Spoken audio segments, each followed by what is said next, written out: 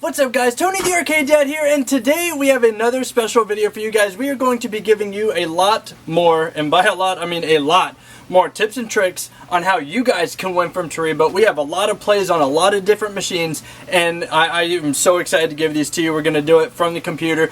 So if you like Toreba and you like these videos, give it a big fat thumbs up, smash that subscribe button and bell notification icon so you can be notified when we come out with future videos, and definitely check out the Claw Council at www.clawcouncil.com. But without further ado, let's take you guys into the computer and show you guys how you can win from Toreba.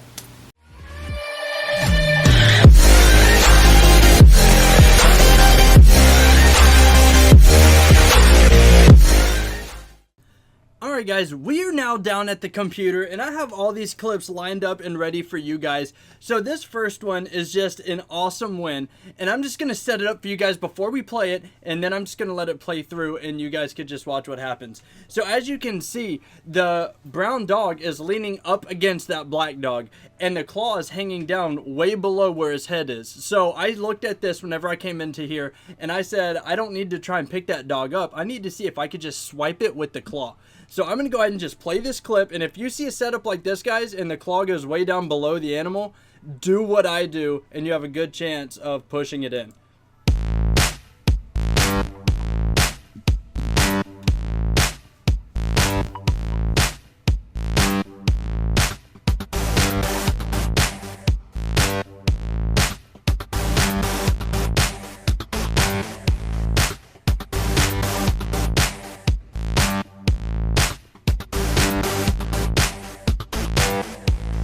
Oh yeah, so as you can see, that claw is not strong enough to pick that dog up. And once I saw that and saw how low the claw was hanging, I just decided to try and pull him forward with the claw. This is the second play where I thought for sure I was going to get it, but it didn't happen. And the third play, all I had to do was just move the claw out of the way and just watch him drop. And it was the coolest. One of the coolest wins I've ever had. Definitely what I call an impossible win, just because of how he actually got stuck right there on the bar. It was just insane. So I actually had the opportunity to have another play to get that one since I used the play knocking him in. But since the claw wasn't strong enough to move him as far forward as I wanted to, I just decided to just, waste the play. I got the dog that I wanted and just leave him there for the next one.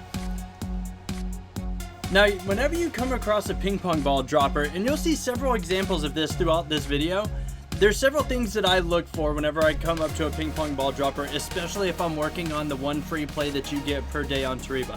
Okay, I always look at the white circle first, and if there are balls that are surrounding it or close to surrounding it, then I go ahead and I make the play. Because I want to say 9 times out of 10, but a lot of the times, whenever that circle is fulfilled, that means that the balls are bouncing in that area, number one. And number two, it also means that if they're bouncing in that area, you have a better shot of that ball going in. So you'll see during this play right here, that's not always the case. But I did fill in one of the circles that were surrounding that white circle. So once I did that, I saw that the balls are in fact bouncing in that area. So I had to play again, you know what I mean? Because it was very, very close to that circle. All it needed was just a little bit of an extra bounce and it would have made it in. So I decided to take a second shot at this thing. And on this day I had 2 free plays, so I decided to use both of them on here. And I just totally whiffed it. So at this point in time, you have to make a decision. Do I want to throw $5 down on Toreba, or do I just want to just let that go? And I'm very stubborn, so I decided I'm not going to just let that go because the balls are already going to bounce in that direction. So I decided to give it one more shot, and I just grabbed another ball, and you'll see it does other things later on in the video, but it grabbed the ball, hit where it needed to do, and of course it bounced off of every other ball that was in that circle, and it landed in the white circle exactly where we wanted, and it got the Kirby. Now, these right here are mini skateboards, and these things were really cool. I actually watched somebody play this earlier, and it set B up exactly where I needed it to be. So I tried to center it over to where I could just sweep the side of it, but I miscalculated and I stabbed it. But it worked in my favor because it didn't completely, knock it out of the play area, or it didn't move it to where I needed to go. So in this play, all I needed to do was just get a nice grab on B right up towards the top, and what that's going to do is, since it's laying on the bars, it'll lift it up just enough to make the back of it just slide right in, and it worked out perfectly. I hit the shelf, but I still grabbed the front, and it put it right in the prize chute exactly where I needed it. A side note, whenever you see one of these claws that has rubber grippers on it, and you see a prize that's actually really light, it's always a go in my book. I always try to go for that because there's a better chance of you actually being able to grab onto that prize and hold on to it whenever it has those rubber grippers on it. So on this play, I see that C is kind of tilted and lined up, so all I did was went for the front for the stab to move it, and of course it moved it right onto that platform. And since that circle is put all the way up against that back platform, there's nowhere for that box to really get stuck, so it would just roll it in. That was my plan, and it worked out perfectly for that one. Alright, so the first thing that I do whenever I find a box claw is I test the strength, especially if I can't watch somebody play it before me. So that's what I'm doing right here, is I'm testing the strength of the claw and to see where the weight of the box is. So as you can see, the strength of the claw is very strong, and the weight of the box is towards the back. So what I need to do is I need to grip the box a little bit further back, closer to the corner of the box, but not too far back, so the box will flip backwards and go into the bar. And if you could do that, you see I hit the bar, but I got just in front of it and I flipped the box backwards. That is exactly what you need to do if the weight is towards the back, so you can get it into the prize chute and get it to twist the way you want it to. Okay, so this is a ping pong dropper that I got to on one of my free plays, and I just wanted to see what would happen. As you see, I don't normally play it like this because the balls or the holes are not filled up around it, but this was just a cool win where I just picked up a ball to see where it would drop, and luckily enough, it just bounced off the side and went directly in the hole. I don't recommend doing this that much, because if you do and the things are not completely encircled, the chances of it actually going in the red hole are slim to none, so I actually lucked out big time.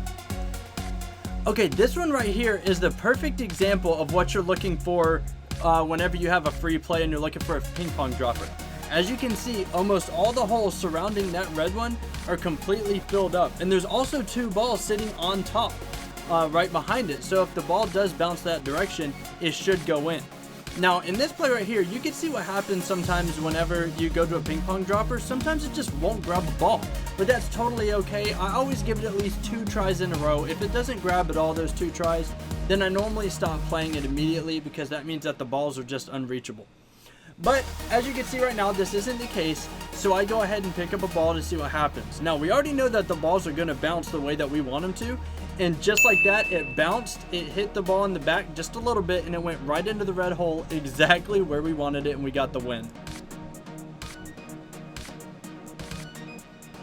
Now these ones are fun. I didn't start this clip yet because it just goes right into what happens. So on these ones are a little bit different than the rest because they're in the middle platform. When I saw Chewbacca there, the first thing that I saw was his head was kind of hanging over the side a little bit, and I'll go ahead and roll the clip. So what I wanted to do is I didn't want to try and pick him up because I didn't want to move him further back, so I thought stabbing his head just to see how soft or hard the claw was a good idea. And as you can see right there, it was. I saw that his head was heavy, and I saw that the claw could push him.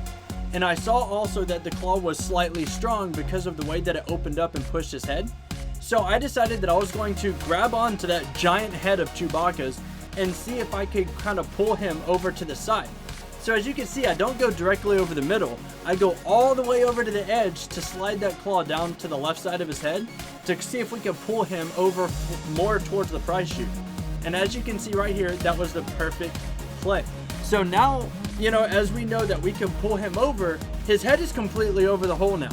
So there's no reason to try and pull him again, because now his body is going to get caught on that lip right directly under his neck. So what I decided to do was go the route of the original stab and stab him in the head. Now stabbing him in the head will push that heavy head right down into that hole. And as you can see right here, the claw's gonna open, stab him in the head, and the weight of his head pushes him directly into the hole. So if you come across a plushie that's kind of built like the Chewbacca plushie is, and he's on that middle platform, that is the best strategy to win that plushie every single time.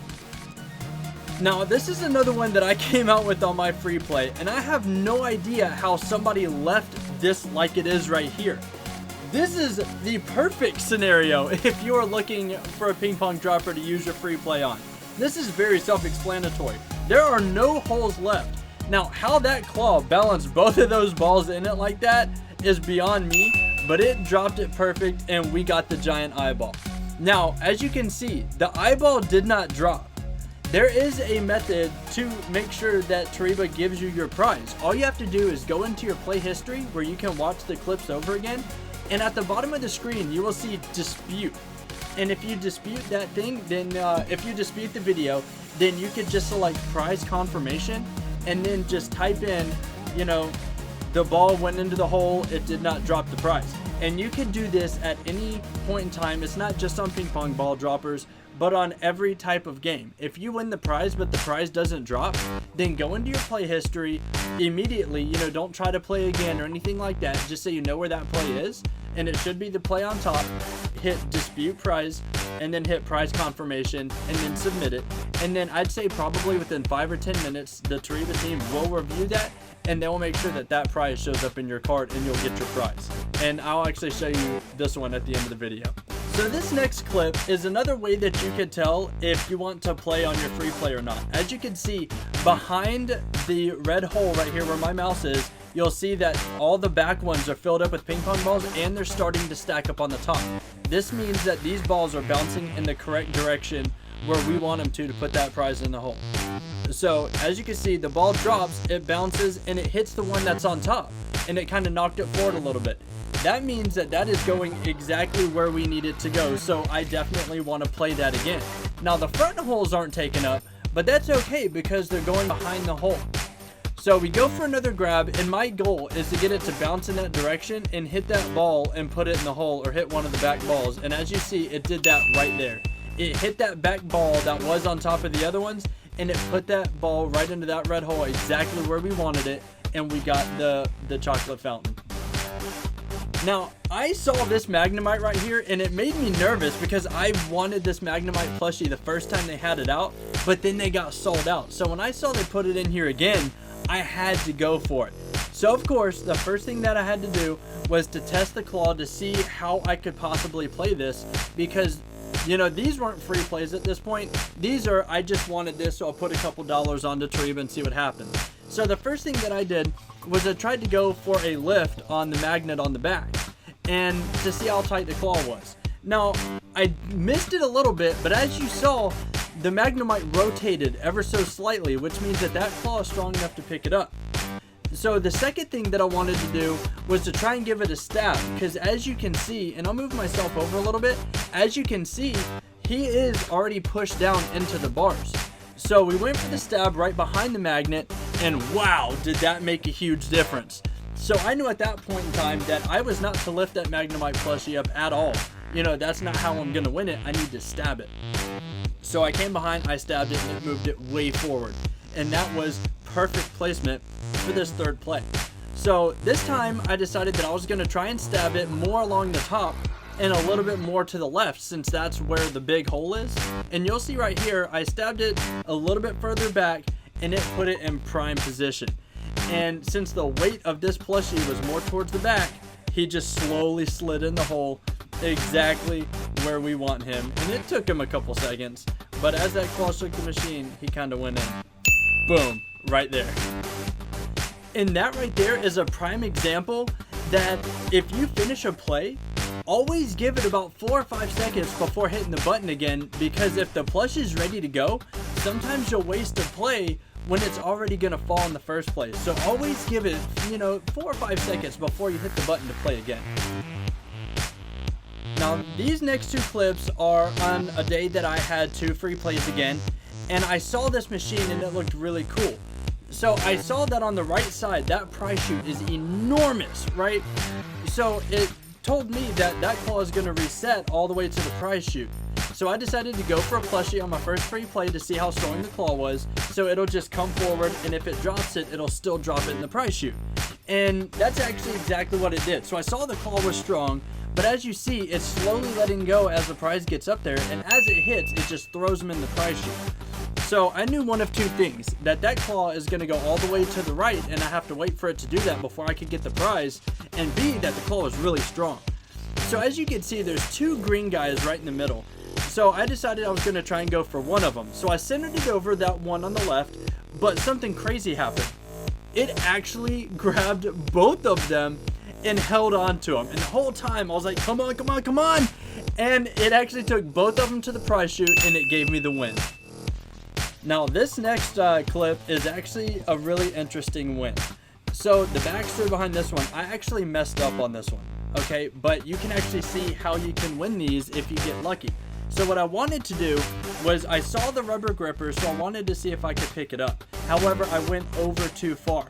Now, if you go over too far, then you can do one of two things. You can either waste your play, or you can try and center it the best you can and hope that you sweep the box into the hole right here with these grates over it.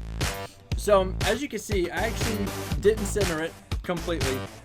I actually didn't even push the button all the way.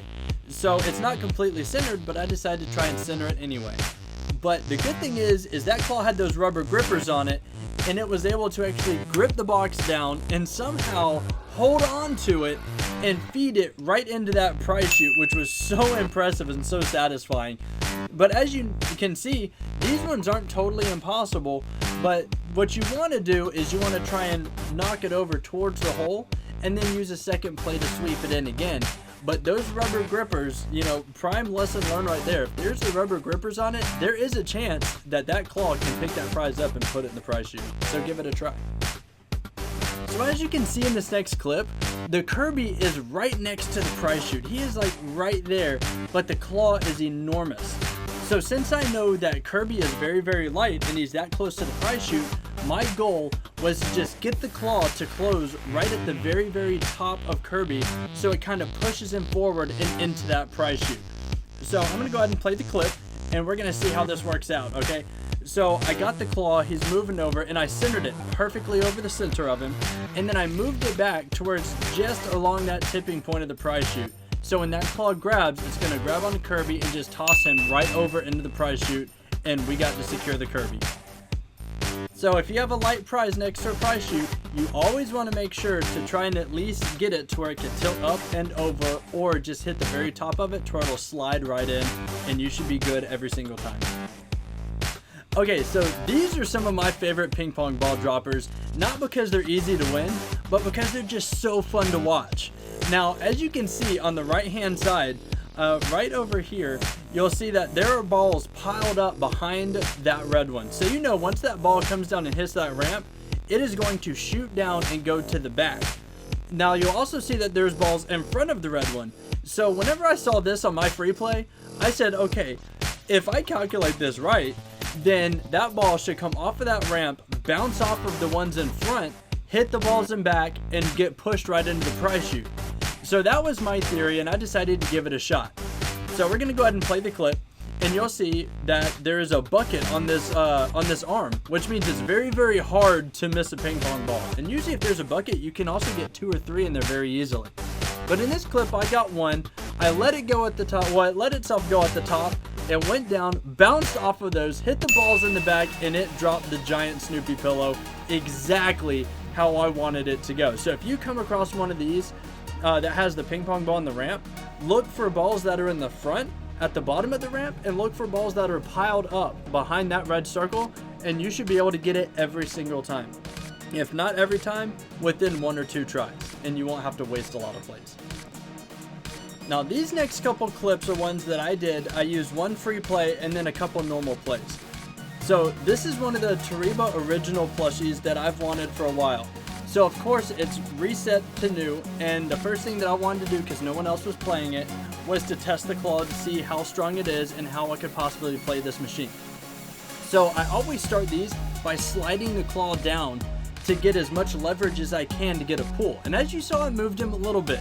So I thought, okay, maybe $5, you know, $5 to $7, I could probably win this plushie because it actually moved it.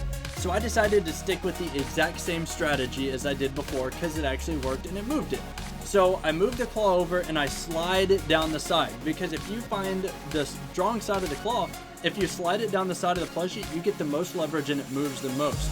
And there is a perfect example right there on how much a plushie can actually move. Even though it's wrapped up in the cellophane and it has the rubber grippers on the bar, if you have a strong enough claw and you get it to slide down, then it can actually move that plushie a significant amount. It doesn't work every time because the claws aren't always that strong, but that is your best chance of getting that plushie to move. So I decided to do it again, exact same play. I slide the claw down in the exact same spot, get the grip going, and then I move him even more. And it seems to be working fantastic. So I think I only had 1 or 2 more plays on here. We'll see in just a second. But I do the exact same thing over and over and over again because it's the most productive. A lot of people at this point in time will try to go all the way over and move the head to try and get it to fall. Don't do that. Don't switch up the way you play.